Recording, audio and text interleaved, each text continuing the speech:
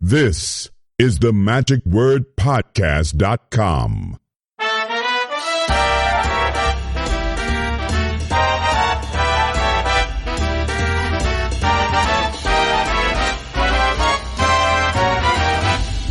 Hello, this is Scott Wells for the magicwordpodcast.com. This week we will present the second of our three-part series on magic exposure and protecting secrets with a chat with Justin Flom. He is someone who has been in the social media limelight for a long number of years. In fact, he is perhaps the most widely seen by any other magician, with his videos having been viewed 10 billion, that's with a B, 10 billion times. I mean, that's more times than there are people in the world. So obviously people are watching this over and over again and showing other people these videos. So he is someone who has an impact on our industry and has definite opinions about exposing magic and why he does it and what his thoughts are on that you'll be hearing here this week. But before we get started, I had prepared a statement which I want to read into the record more or less right now of something that I prepared, so this way that you understand where I'm coming from whenever I'm presenting these points of view for you. Again, last week it was with Murray Sawchuck, this week with Justin Flom, and next week we will wrap up by having three different magicians. That is going to be Mark Holstein along with David Sandy and Bill Smith, who are going to be talking about protecting secrets and the reason that we should be honoring the magician's code, basically. In 2011, I created the Magic Word Podcast as a way to advance the art of magic through the sharing of information. The concept of the podcast was to allow people more access to a variety of kinds of magic and to people they would normally never have access to without leaving their homes. Part of the concept was that I was going to be able to share information from people who would normally not have a voice because they couldn't appear in the Linking Ring or Magic Magazine or other traditional forms of communication because you were limited to the number of pages you could print, limited to the amount of time they give you on radio and television, whereas in my podcast, they were allowed ample time to do that. It was never intended to generate controversy, but simply to share concepts and ideas and to advance the art of magic and to examine topical issues as they came up. Part of my mission to advance the art of magic is to provide a platform for people such as women and minorities who might not have a media outlet to present their unique perspectives and their vision of what it's like to work in and become successful in our art, or to hear from creators to understand their creative process that you might normally never hear. Over the past dozen years, I have had everyone from Tom Blomquist, a TV writer and producer, who talk about the importance of persistence and hard work paying off, to Rolando Santos, a retired CEO of CNN, who told us how to connect with people. All have shared things that are not normally found in any magic book. Occasionally, as in this circumstance, it was never meant to expose magic or magic tricks to non-magicians. We do not discuss methods on this podcast because it is freely available to the global community. In this particular case, I selected Murray Sawchuck to be on the recent podcast because he is at the center of a controversy that a lot of magicians need to hear. I am following up this week with Justin Flom, another magician who has exposed magic through his global media outlets. There was no intention to support their cause, but rather to explore why they are doing what they are doing and to ask if they understand the damage that they are creating, so other people can get an understanding of what they are doing. If I had this podcast 30 years ago, then I would have tried to get Penn and Teller on the podcast at the height of their controversy over exposure of magic when they were known as the bad boys of magic, who did the exact same thing to a huge backlash in our community. I would not have talked with them because I agreed with what they did, but because it provides people the opportunity to understand why they did what they did. Likewise, in the late 1990s, when the Masked Magician was at the height of his TV popularity, I would like to have asked him why he was exposing magic. Why did he do it? What was he thinking? So there was no intent to give them a platform to further their views, but rather so the rest of the magic community could be aware that, one, there was a controversy that needed to be addressed, two, these are the principal players and what they thought, and three, ask the magic community to think about how they want to handle it. Their views do not necessarily represent my personal approach to magic or my views. In fact, many do not know that I have a long history of opposing magic exposure. I was the vice president of the World Alliance of Magicians, or WAM, chaired by Walter Zaney Blaney back in the late 1990s. It was a worldwide organization committed to trying to stop magic exposure and rip-off builders.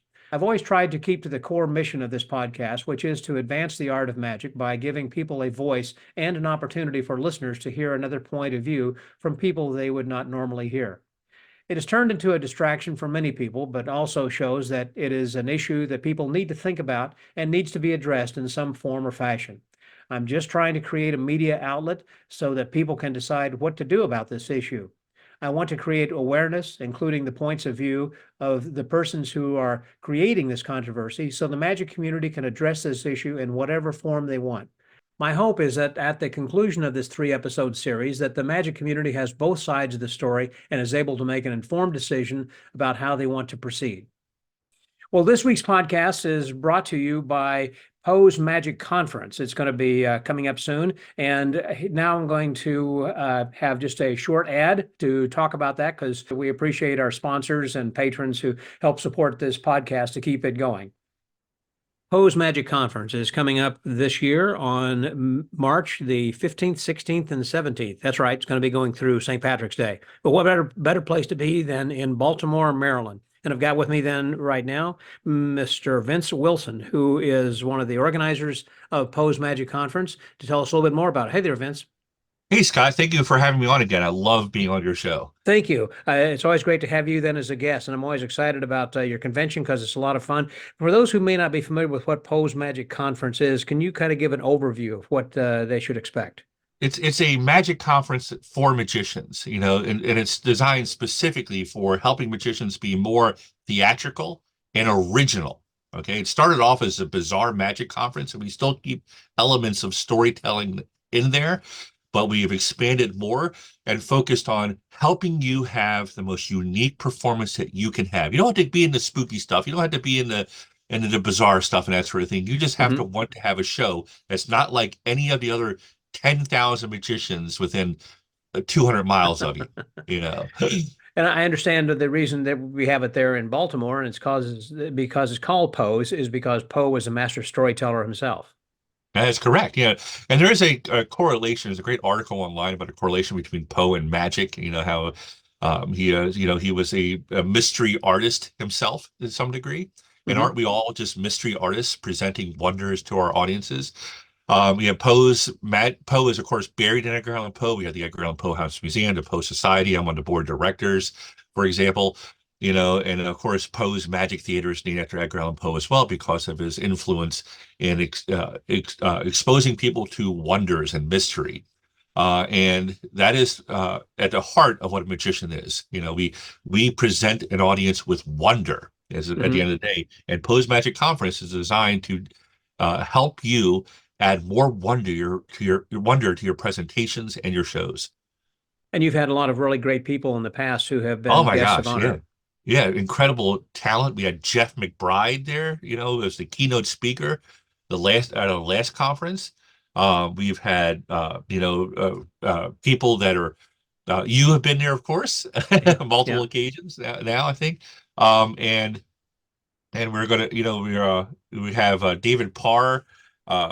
This year we have Lindsay Noel and David Parr, and Paul Prater is returning again. He's one of our biggest performers. We love having him there. He also hosts a Black Cat Lounge. Our mutual friend Zeke Powers will be there helping out.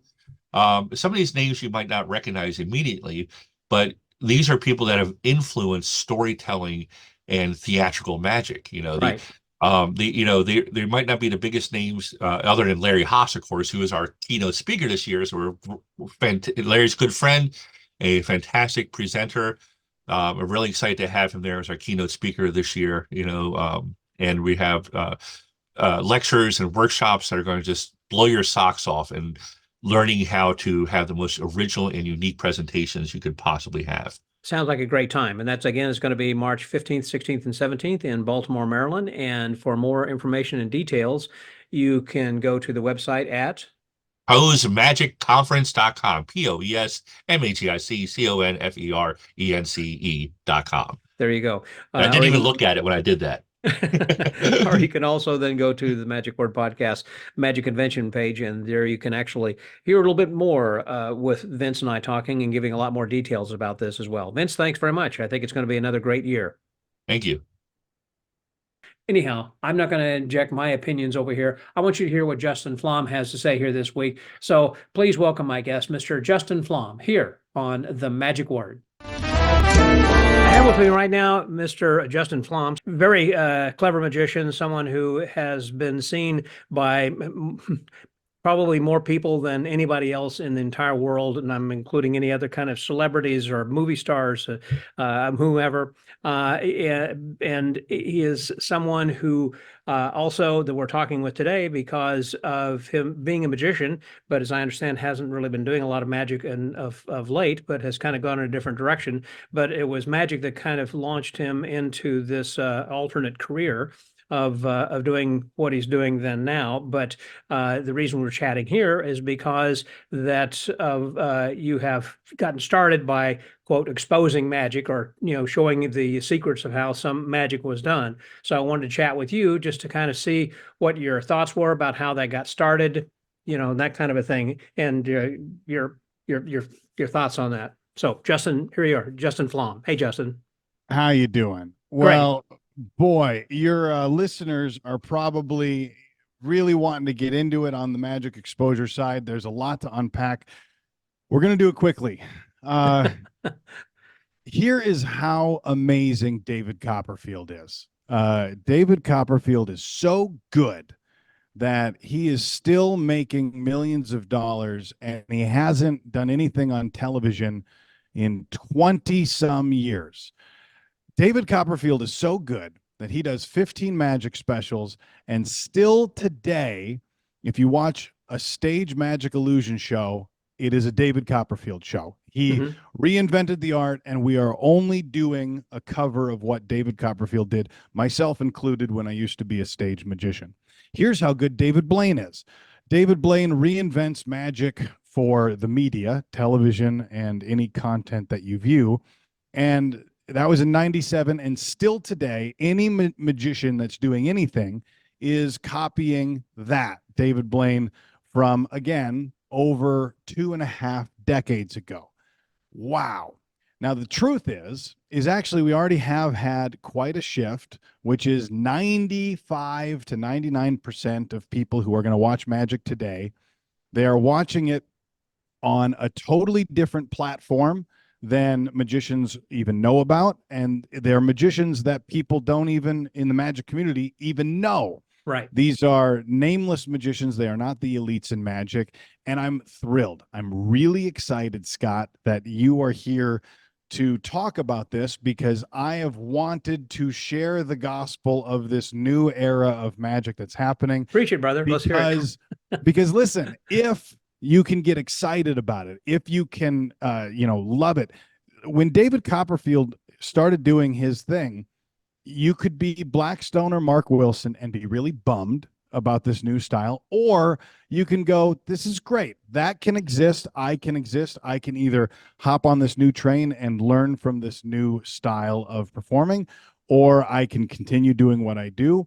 Death Saw by David Copperfield doesn't negate Die Vernon Triumph. They can both exist in the same world, but It's really important that the magic community just know and understand at least what's happening from the public's side, and they don't have to like it.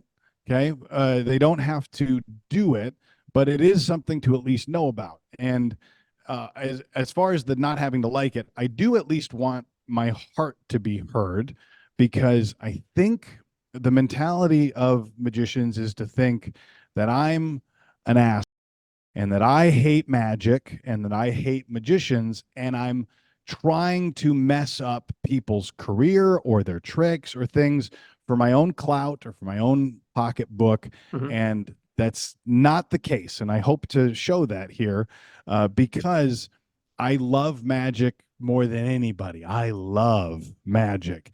And still do, even though you haven't performed in a few years. It's still a passion for you.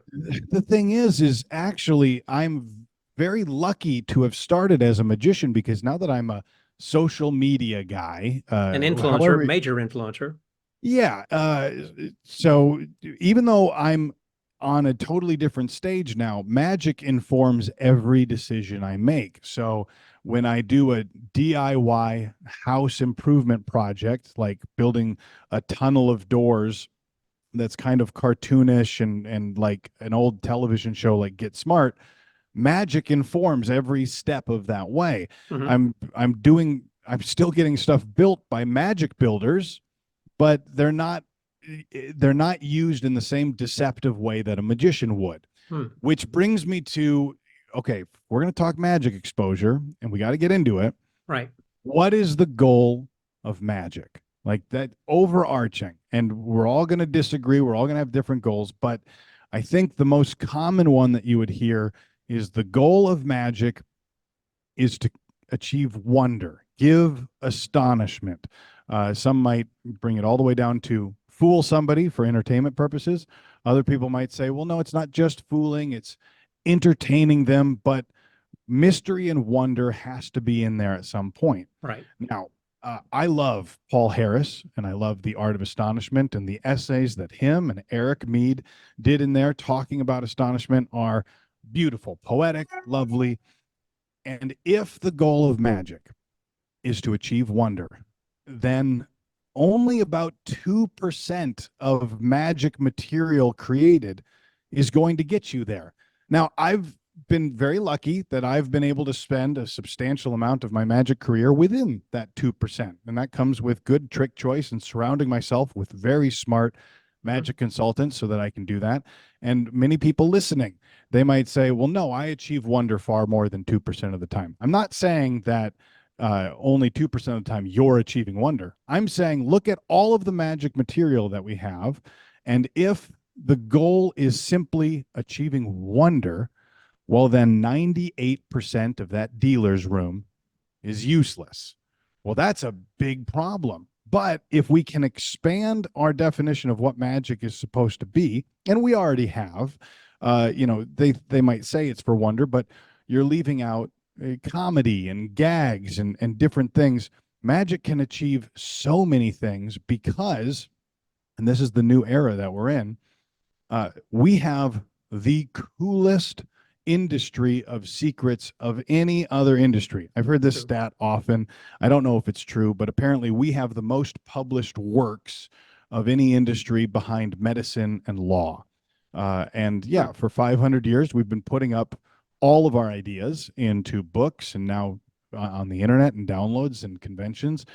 So we have the coolest. It's the best. We have chemistry, chemical reactions, different ways of folding fabric to do impossible things, topological illusions, optical illusions, hiding places. All of this is the best. And for a time, the best way to serve our audience was to keep that from them so that we could give them, a sense of mystery or something.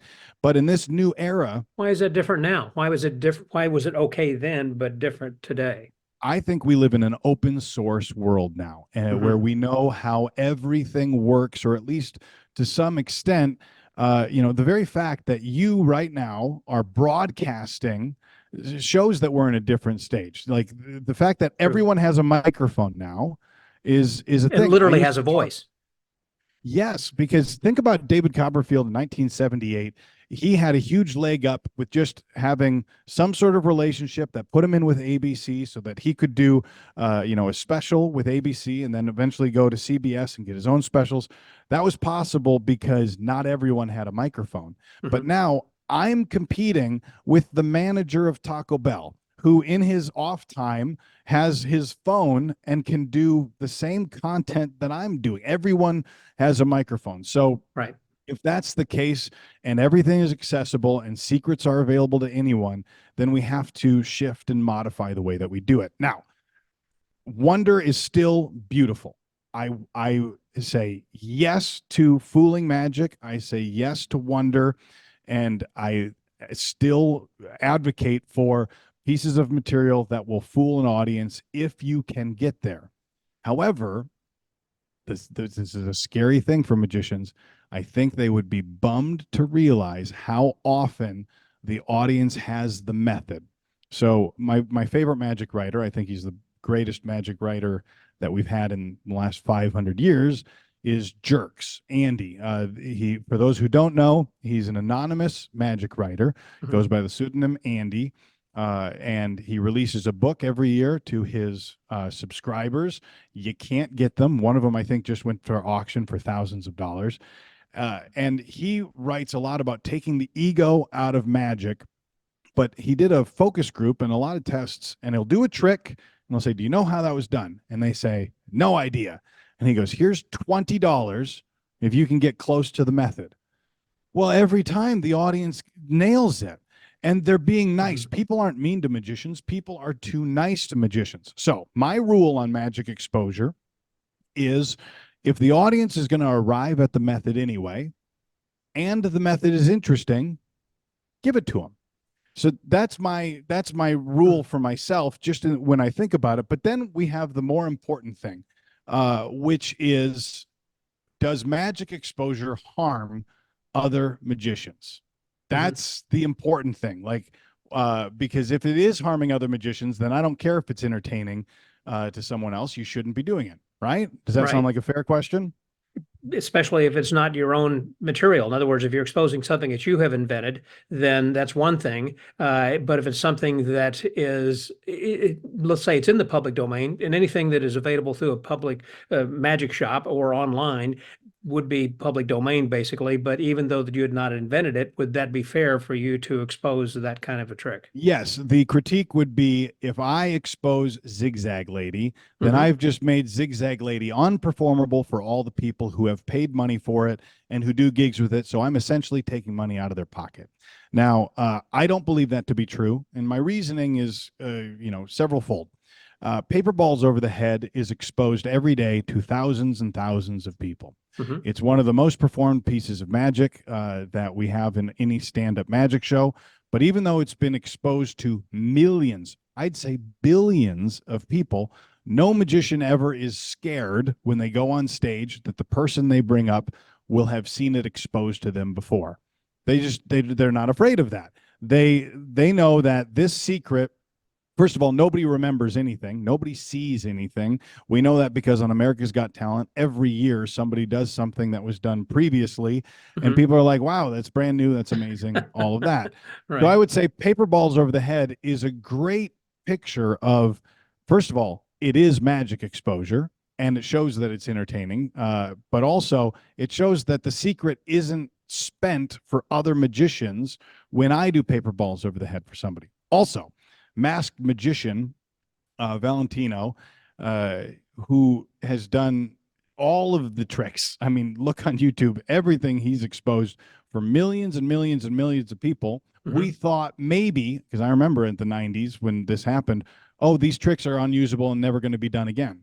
No, we're still doing these tricks. We're still using deceptive bases. We're still using Zigzag Ladies to great effect. Same thing for Healed and Sealed, which has been the most exposed trick on YouTube. Still a very powerful trick. Balducci Levitation was exposed on Lamb Chop. Still was able to give David Blaine a totally new reputation. Remember, I think it was back in the 80s. Also, I believe it was Gary Willette's show on The World's Greatest Magic. And in between, during the commercial breaks, they would say, "Okay, here, I'll show you a trick. And when you return after the break is over, I'll teach you how that trick was done." Right. Yes. And people, I didn't know that people had a problem with that, but apparently people were angry at that. In my household, we all thought that was really exciting. I always liked Lance Burton's joke about Masked Magician. He goes, "Magicians have a problem with Masked Magician, but hey, I learned a lot of cool tricks." Anyway, magicians also reveal secrets all the time that are the linchpin of other effects already, for sucker tricks or for comedy. I understand your point. Yeah. So there's an interesting thing. My buddy Ryan Stock, world's greatest sword swallower, my favorite magic creator, even though he's not mainly a magician. Ryan Stock wrote a list, which is pretty funny. Everyone seems to have their own rules. After talking to a lot of magicians, I've come up with a list of when it's okay to reveal a secret. When it's revealed to someone who identifies as a magician, that's okay. When it's a method that's more interesting than the trick, When it's a tutorial or a teach a trick segment, like the Matt King thing you just brought up. Right. When it's funny, like Amazing Jonathan or Carl Ballantyne or Cole and Company, or when you have a different method to do the same trick, like a sucker trick, or when you're producing a CEO at a corporate event, or when you're rehearsing the show for techs, producers, directors, and fellow cast members or wait staff. It's okay to reveal a secret when it's an accident, like Harry Blackstone doing the Orange Bowl, or when someone pays for it, like at a magic shop. When the method is old, when the method is stupid, when it's revealed in a semi-esoteric code, like Fool Us. A lot of magic exposure happening on Fool Us. Yeah. When it's revealing the method that you personally wouldn't use, like camera tricks. Blackstone famously revealed a camera trick of David Copperfield's that turned out to actually not be a camera trick. When you don't agree with the trick morally, like cold reading or psychics. When it's in a book, when it's in an unsuccessful video, it happened to me a lot. Or when it's a better effect for the whole audience, paper balls over the head, when it's for a movie or a fictional television show, like Now You See Me, or when it's revealing the secret of a famous magician that you don't like, or when you're sharing an exposure video that you don't like, or when it's historical. There's a lot of instances where regular magicians do like magic exposure. And it's acceptable, quote. I'm giving you a lot of talking. I want to hear from you, but there's one other interesting thing, and then we'll get into some other points. Topps magazine from 100 years ago, they put out a very interesting article. So this is 100. I didn't know about this, and I love learning about the history of this. And this is the magazine put out by Abbott's.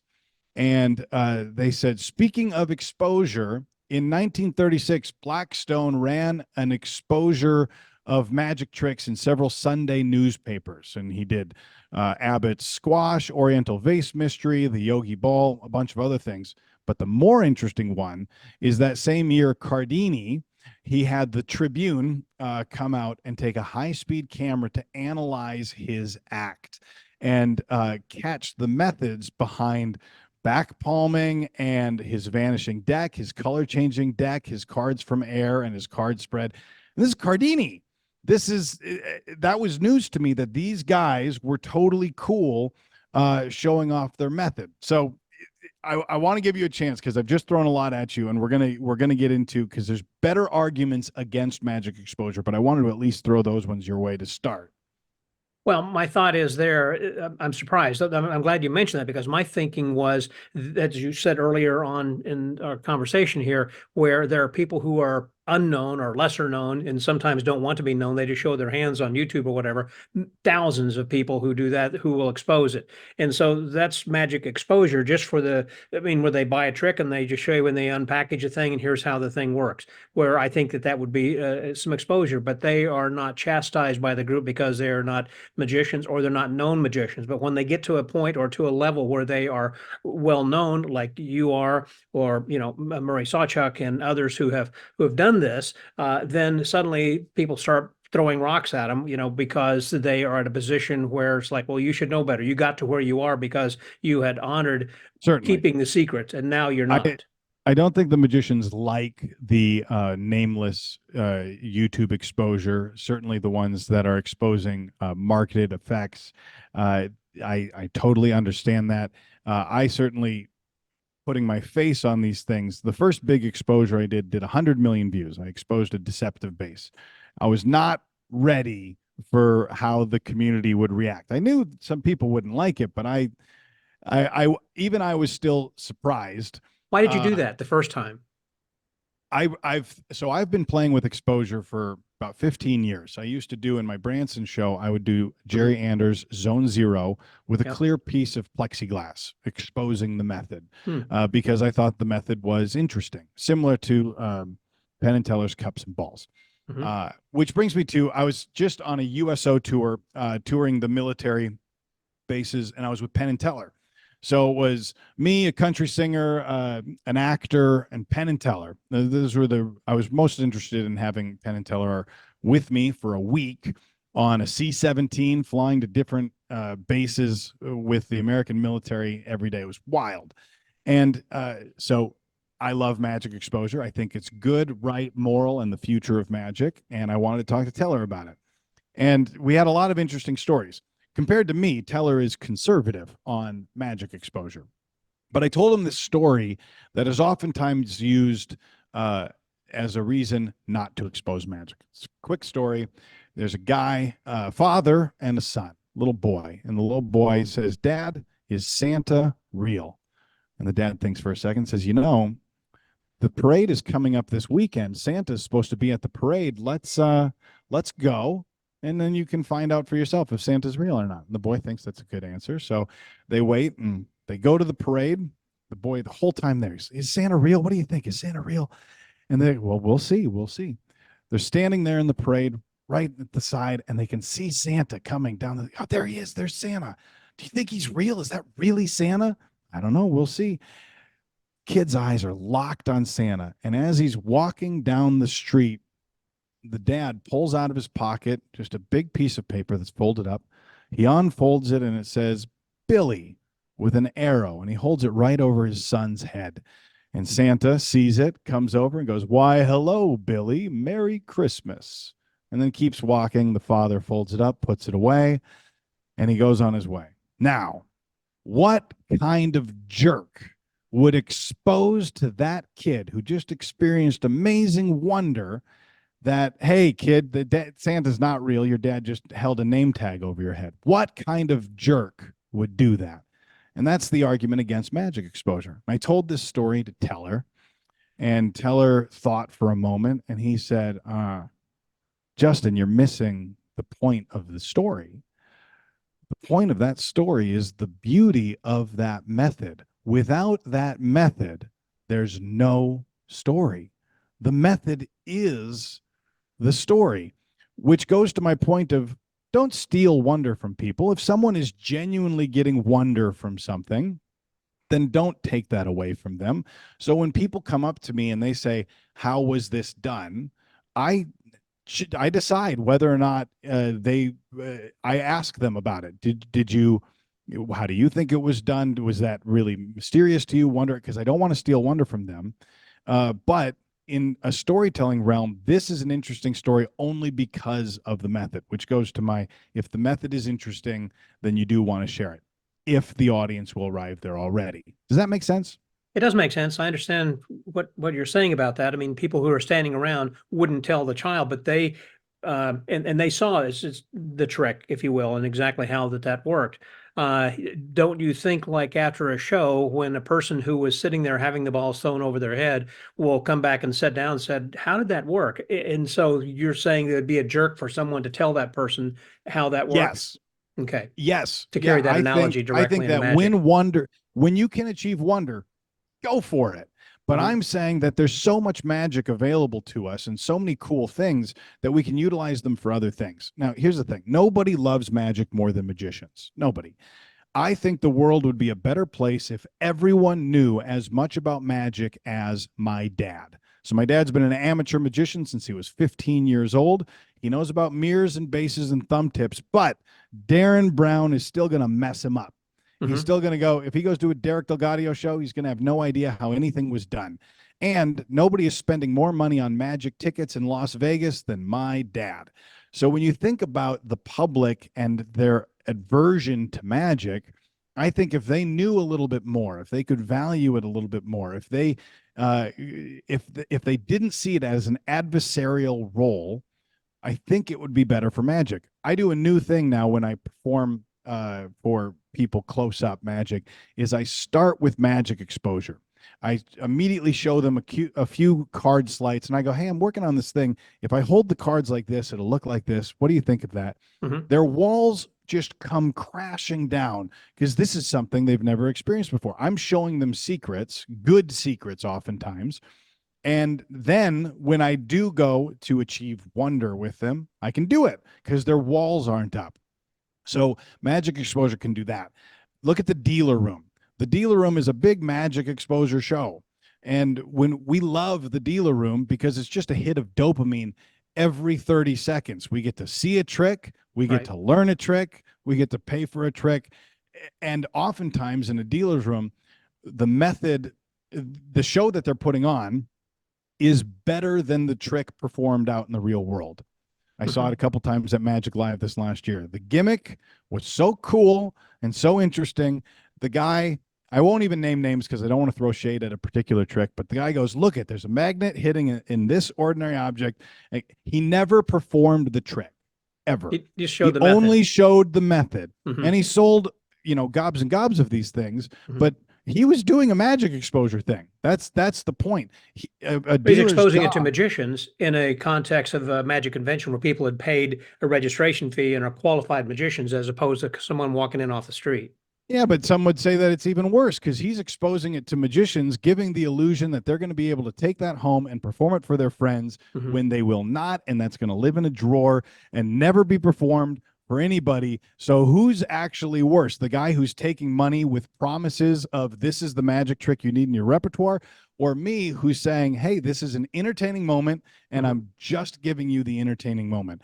So I think the reason that this is happening online is because traditional magic doesn't work online in the same way. There's a couple reasons for that. So the internet is all based off of who's watching what and for how long. So we call it watch time.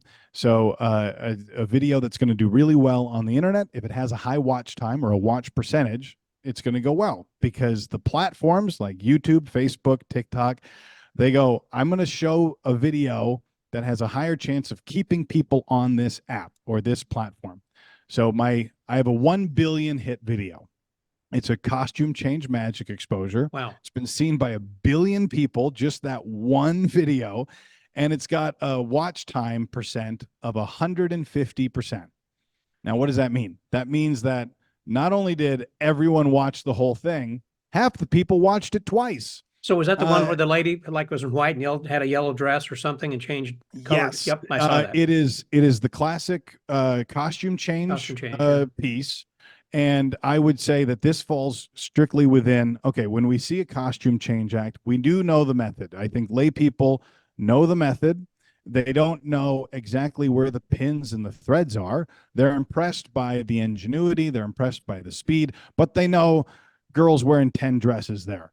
They know that, okay? And if a magician doesn't believe that, then there's no conversation here because you're not being honest.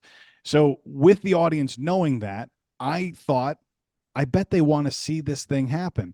And I knew that because fashion shows have been doing it now for a little over a decade, where they've been creating costume change fashion on the runway, and the girl comes down in the thing, pulls the magic trick dress, and the dress changes, and that little clip goes viral to millions and millions of people. So I was able to take a little piece of that by doing the same thing.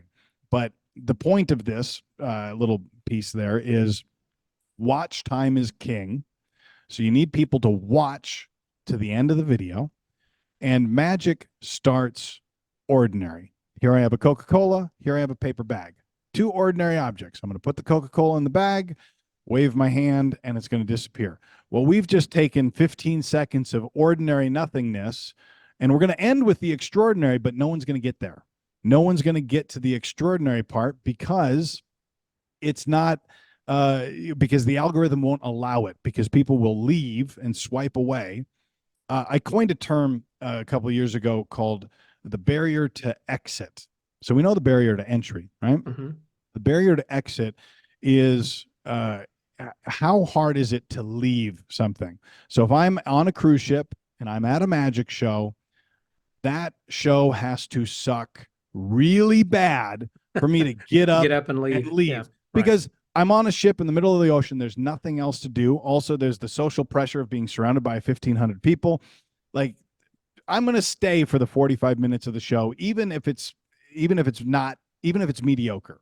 However, and the same thing would be said for a magic show, like a theater. You got a babysitter, you parked, you drove there, you bought a ticket. That makes a very high barrier to exit to leave. So don't be complimented when the audience stayed throughout your show.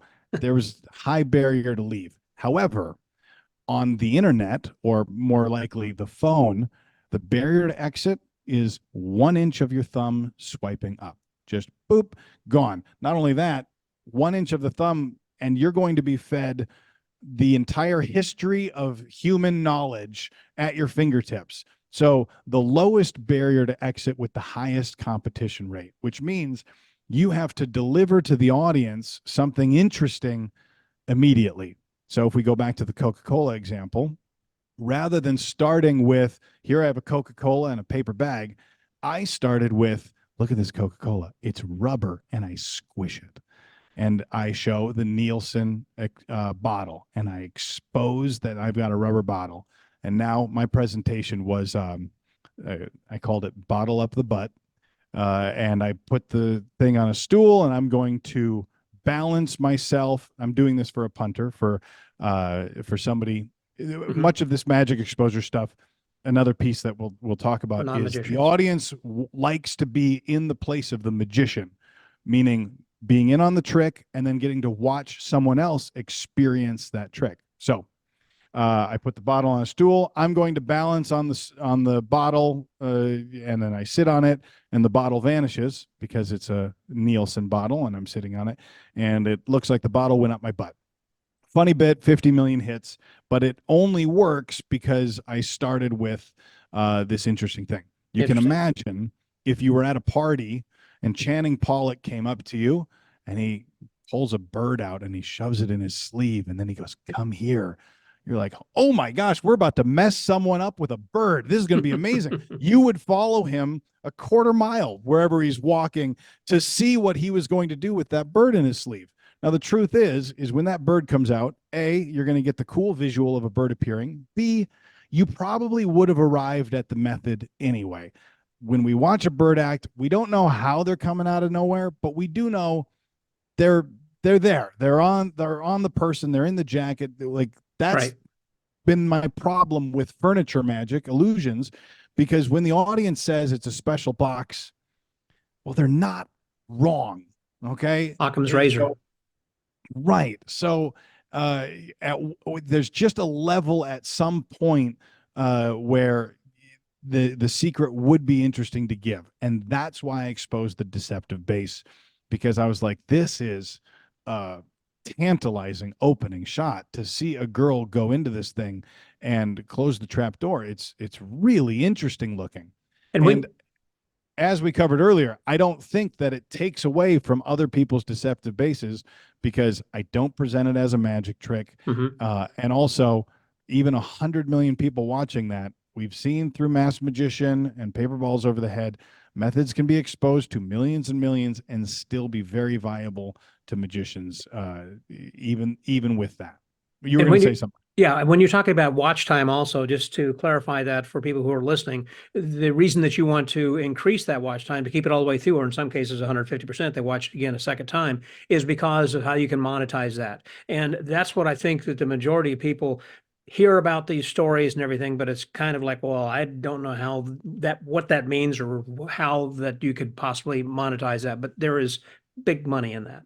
Yes, but two quick things, because yes, there's money in it, and I welcome anybody who wants to, hop on the internet bandwagon and make money doing it. There's a lot of good money there. I like it. But you brought up a point, the very first point you brought up. What if the trick belongs to someone else? Right. And it's a fair question. And different people are going to have different opinions on this. I'm a freedom guy. So when I purchase a Dissecto arm chopper, I want the freedom to be able to utilize that prop in a routine the way that I want, which means I might be using it as something to chop fruit, something to chop through an arm, maybe just a set piece in the background of a magic shop TV show, or, hey, look at this mechanical marvel and the way this blade slides, because that actually, and I focus group a lot of these videos where I'll edit several different versions of a video and I'll focus group them to see which one has the best interaction from a viewer. And I filmed the traditional presentation of Dissecto, and then I filmed an exposure. The exposure is the one that was better, more interesting. People didn't care. You would think they would still care. Hey, a woman's arm might get chopped off. They don't care. They did care about a cool piece of wood that slid a blade and could fool somebody else. So the freedom to be able to utilize something is something that's valuable to me. And I created this trick called card artistry, where it looks like you paint an image with a deck of cards. It's one of the better things I've ever created. And what was nice is I released that secret so that you could paint either the Mona Lisa or a brain scan. However, that was then taken and utilized to win for 3 different people America's Got Talent and Britain's Got Talent. They didn't paint the Mona Lisa. They didn't paint a brain scan. They did what they wanted to do with that effect and method, and they have the freedom to do so. I was excited to get to see the Britain's Got Talent guy. I forget his name. Richard, maybe it's something. And he did a military tribute for his father or his grandfather. Matt Franco painted, I believe it was Howie Mandel. Matt was very kind to reach out to me and ask permission. And Shin Lim also used card artistry in a different way because they have the freedom to build on that method to do the thing that they want. Let me ask, go ahead. Yeah, please. About that arm illusion, though. Let's say, for an example, that you did that in your show, and then you would have that in back of the room sales. Let's say that would you sell something like that, or maybe have that available so people could see the secret of it before you actually do it in your show? That's interesting. So I want to make sure I understand the question. So I have something for sale in the lobby. So just for sake of argument, so a thumb tip is for sale in the lobby, prominently displayed, and then I can also utilize the thumb tip on stage. That sort of thought. Sort of thought, yes, indeed. But if it was something that was, but something even more obvious, obvious than that, correct? Because you could use that and they wouldn't know it, and they're still not going to know when they buy it what is this going to be used for. But if it's something that's more obvious, you know, having that for sale. So there's a plexiglass zigzag lady in the lobby that's done up and exposed with a mannequin inside. Then would you perform that in your show? I perform Zigzag Lady? So I think that Magic Exposure performed live is going to be great. I'm working on my own stuff. I just don't have a lot of motivation to perform live right now. Mm-hmm. But what I would do in that regard is, well, I would say much like a punchline to a joke, you don't want to give that away in the lobby if you're going to deliver the joke on stage. So I would want to keep that secret for that here and now, because I do think that short of a time from the lobby to the show, you don't want to prominently put something in there that you're going to reveal on stage.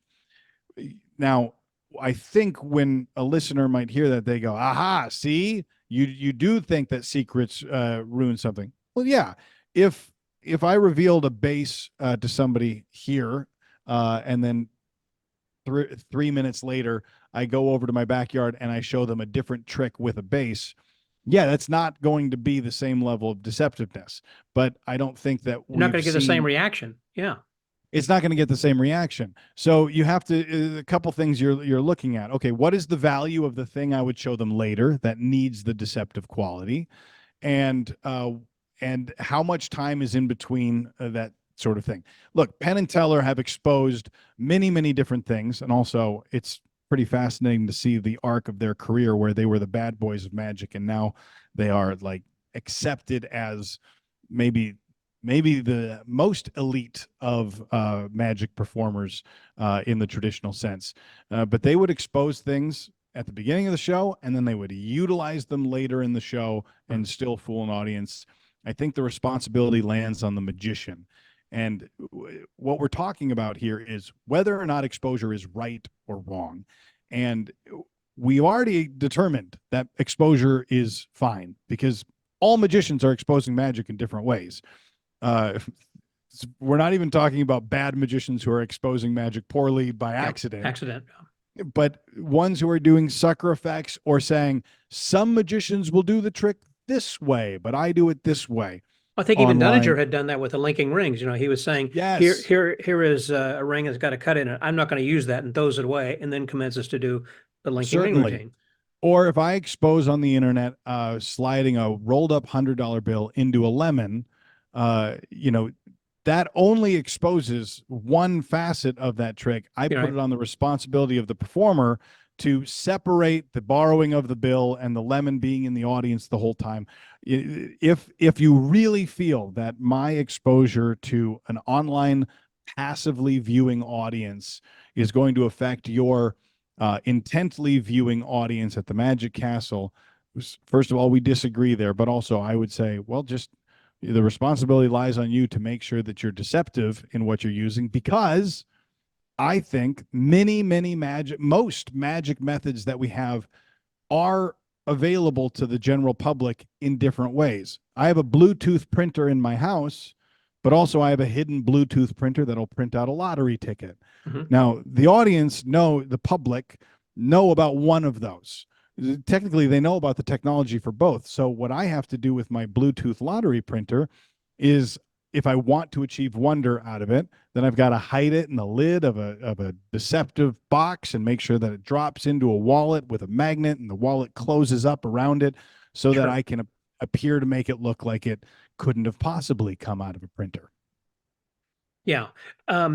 And there are so many ways of trying to determine what is a level of exposure, like you were talking about there then earlier. And if it's available for free, would it be exposure? And is it dependent upon the level of mystery of a particular trick versus a sucker trick? I'm going to the point of even tricks that are published obviously in books or in magazines, and then you could take that as far as saying, well, if somebody's walking into a magic shop in a mall, or just in a strip mall, or someplace just off the street. And the reason I don't really go with that argument, like, hey, magic exposure happens every day at Tannen's.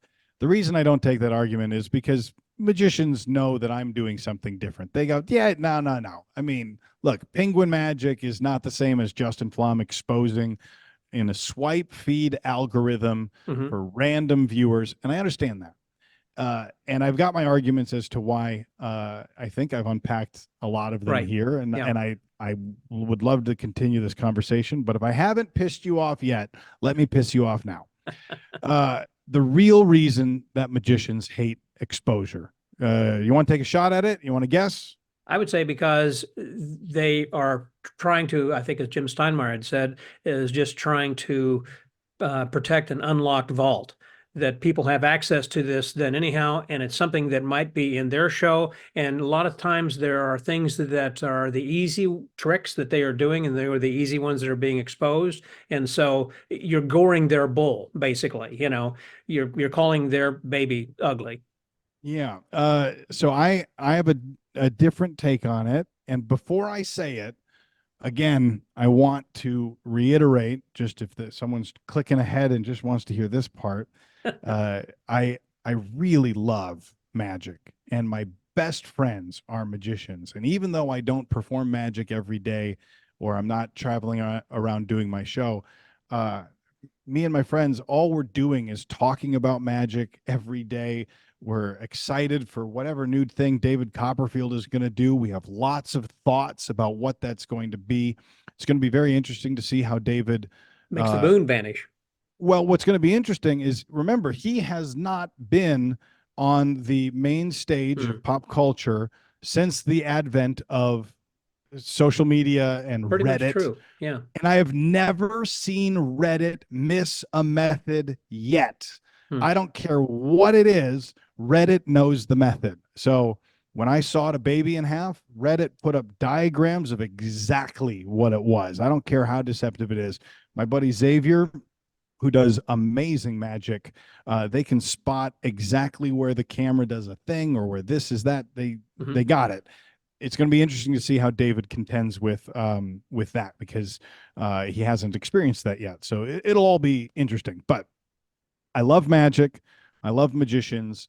The one critique I have, and it's one of the reasons I love Jerks, Andy, the writer, so much, is because the way that he writes about magic with removing the ego from the magic.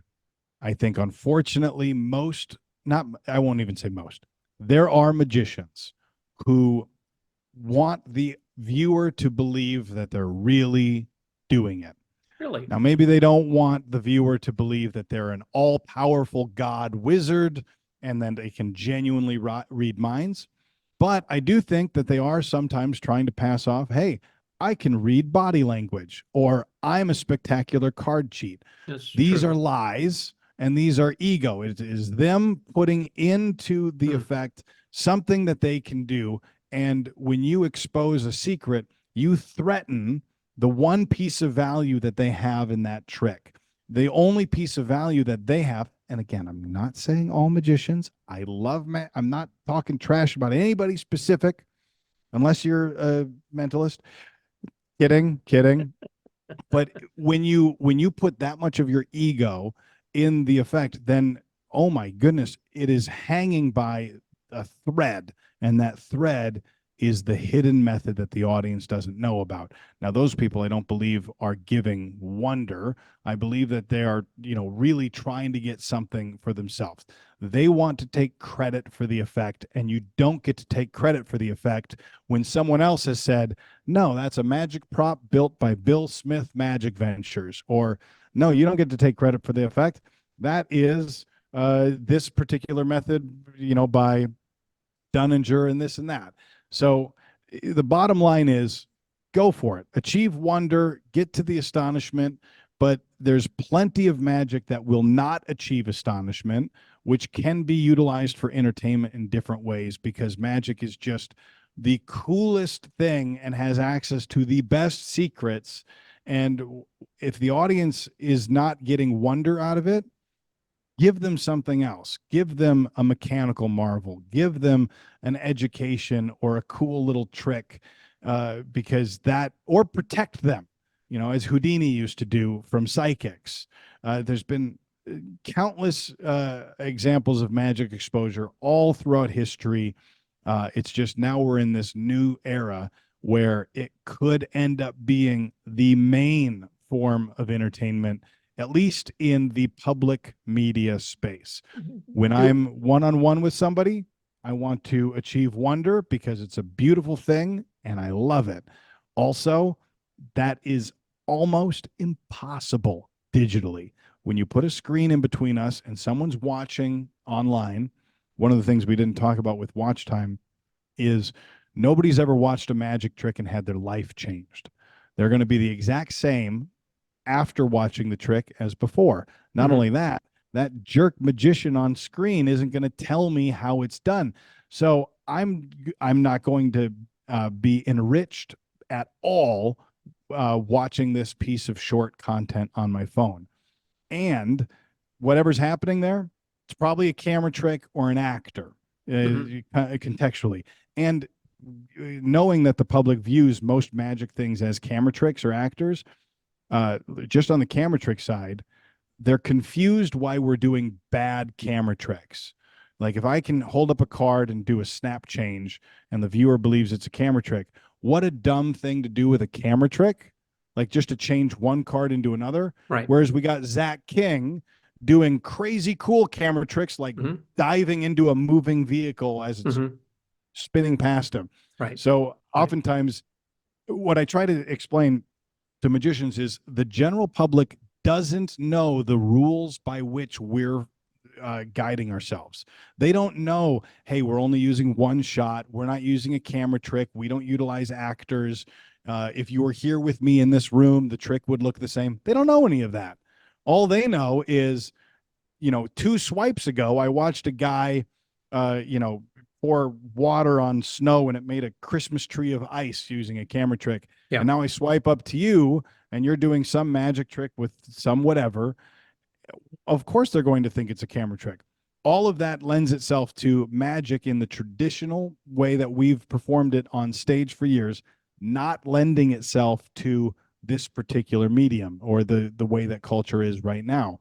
So you have to either shift with it and see that there's new ways to take our gold. We have gold. The gold is the material that we have, the topological illusions, the optical illusions, the props, the gags. That's all gold. Instead of just saying, well, now this is unusable because the audience doesn't believe it as a magic trick, utilize it in a different way. And it would unlock crazy potential, not just for the internet, but man, I've had some fun exposing secrets in person, one-on-one, where I've seen mystery come to a point, and then all of a sudden, big reaction at the end when the audience learns the secret. And you've experienced it too, because we've all been in a David Williamson lecture or a Gaten Bloom lecture where he does the trick, we applaud, and he says, the method is this 3 inches of thread. And we go, oh, clap, clap, clap, clap. And we all love it because we're horny for the method. We love that method. give that to the audience. You saw how much that accentuated your experience as a magician. Why are we keeping it from the audience if wonder is only going to get them to a 4 out of 10, but the method would get them to a 10 out of 10? Do I hear you agreeing with something that Valentino had said, in which that is that I am releasing this because I want to have the magic community come up with better ideas and get rid of these old, outdated things? Thank you for looking to clarify that. No. Okay. I like Val. I think that Masked Magician Is he still alive, by the way? Do you know? Boy, I don't know. I want somebody listening. If you know Val, or if you're listening, I will do anything to meet you or fly you out here back to Las Vegas. I desperately want to talk to you. I have so many questions, but I don't know if he's alive or not. I think that his script there, written at the end, was written by Fox, written by a TV producer. I don't think it's how Val really felt. I think Val probably feels similar to how Murray feels. I haven't spoken with Murray on Magic Exposure, but I imagine it was not anything beyond just, hey, this is working and it's cool and it's fun. What's the problem? I'm a very deep thinker, and I've thought about Magic Exposure for a decade and a half, and I think there's something there. And it is not to get rid of tired old tricks, as Valentino said in the final episode of the first season of Masked Magician, because I like the tired old tricks. I spend a lot of time working with tired old tricks. And I don't think when I expose a secret that it undoes the tired old trick for somebody else to utilize. I think Zigzag Lady is still one of the best magic illusions in history. I've got a picture, an amazing artistic photo print of Zigzag Lady being performed by Mr. Copperfield over my toilet. But when Val said that, I think that was disingenuous, because the truth is exposure itself, it's just another form of entertainment utilizing magic methods. It's not to do anything except entertain.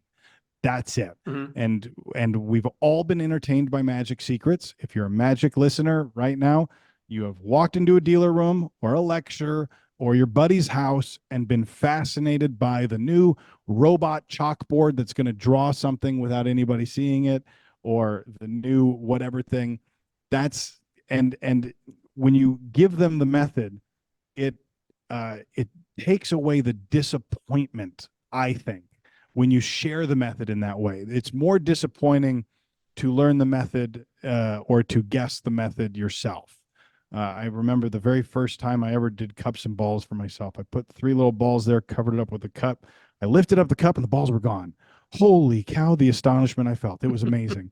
And then I tilted the cup back and I saw that the balls had just all kind of gripped the side and were hanging out in the lid of the cup. Yeah.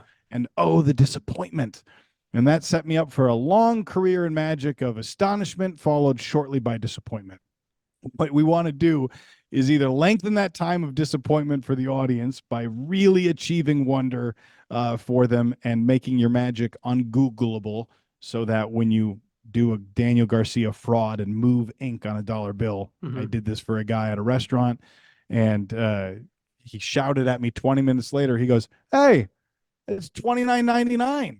Is it Daniel Garcia?" Mother, yes. Like, okay, so you either have to accept that that's a thing, or what you're going to do is you're going to say, all right, let's give a better amount of entertainment to a large group of people. Let's mess with one person. So let's show everybody, hey, look at this. I've fraudulently modified this bill. Look at this sticker. If I put this here, does that look real? You don't think that'd be disappointing to them to know the secret? No, well, it's only disappointing once you've tried to fool them.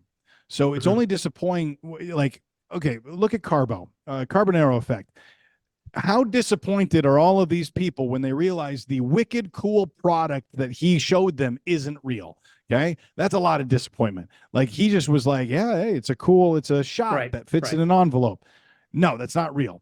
But now there's no disappointment if instead you were to say, hey, do you see that guy at the end of the bar?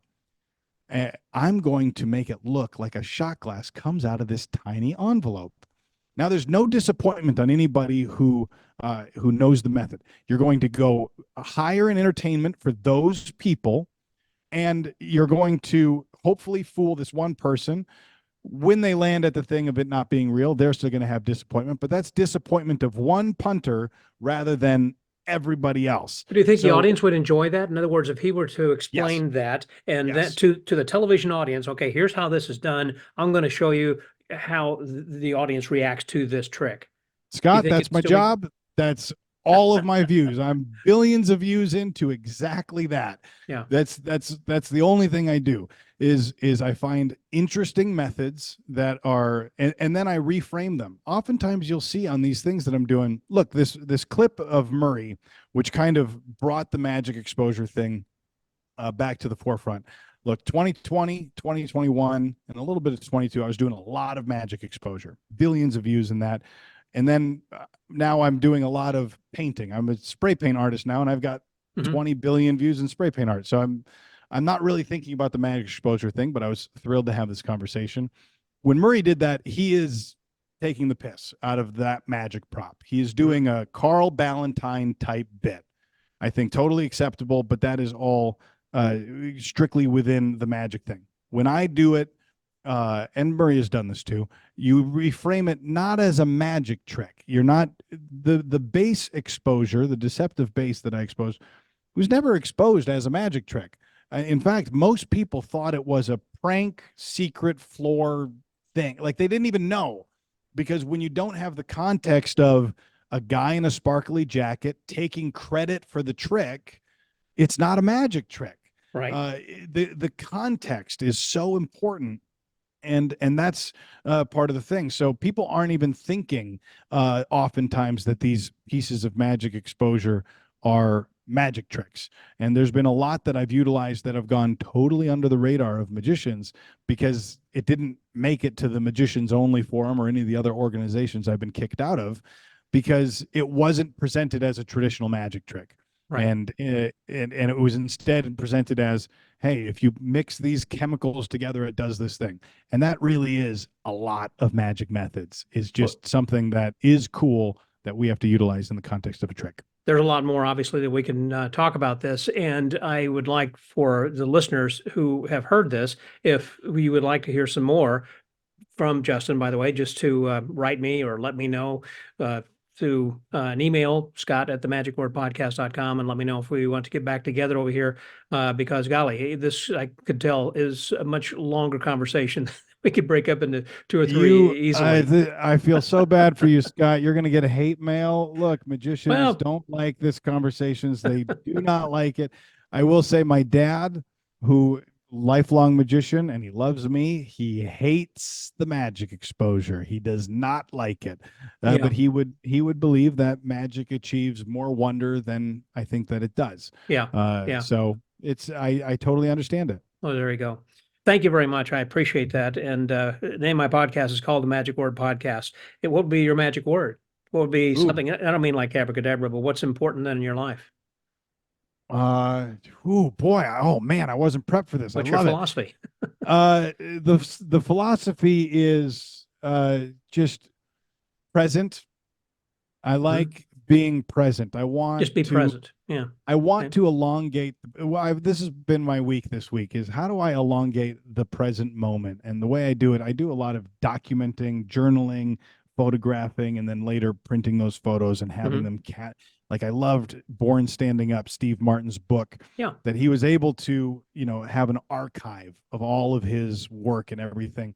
And to me, that allows you to live in the moment, but then also live that moment for many years later, because we put a lot of work into the stuff that we do. Like that.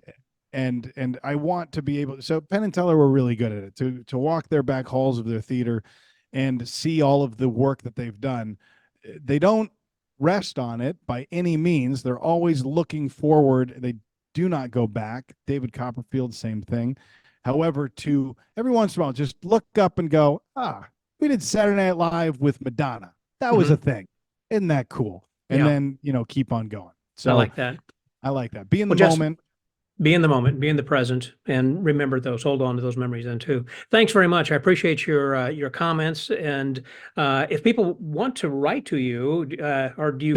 Don't. I was going to say, You probably would get too many emails. Look, You can't keep up with everything. It's fine. It's fine. I love talking magic. I wish I had more time to do it. My website's justinflom.com. People will know. People can get in touch with me. Yeah. I know that this is a touchy subject, and I know that people are deeply, deeply affected by it. Yeah. That is not lost on me. I don't mean to treat it with a cavalier nature. I've lost friends over this sort of thing, not by my choice. I would never choose magic exposure over a friend. Right. But it was their choice, not yours. Yeah. That's correct. I understand. Well, Justin, again, thank you very much for your time. I appreciate it. And perhaps, again, with the listeners' request, we might be getting back then again. So I appreciate your insights to your thinking. Sounds good, man. Good. Thank you. So the Magic Word Podcast, that was Justin Flom. This is Scotty out. Well, there you have it. Thank you very much, Justin. I appreciate your comments. And I also would suggest that anyone who is watching this video, if you want to post this something on YouTube below this with your comments, please keep it civil. And also, if you are listening on the Magic Word Podcast, you can leave a comment on the blog there as well. I appreciate everyone chiming in on this, and I know everyone has their opinions on this. And next week, we're going to be talking with 3 more people about the protection of secrets. That is, we'll be talking with David Sandy, and we'll be talking with Bill Smith, as well as Mark Holstein. So those will be coming up this next week, and I hope that you continue with this discussion with your group of magicians and friends as well. I want to remind everybody, by the way, on the magicwordpodcast.com, there is an option there where you can leave your audio comment. It's called SpeakPipe. And if you just go to the website at themagicwordpodcast.com, and I believe that you can find it on your phone or other smart instrument, certainly, and you can leave up to about a 90-second comment.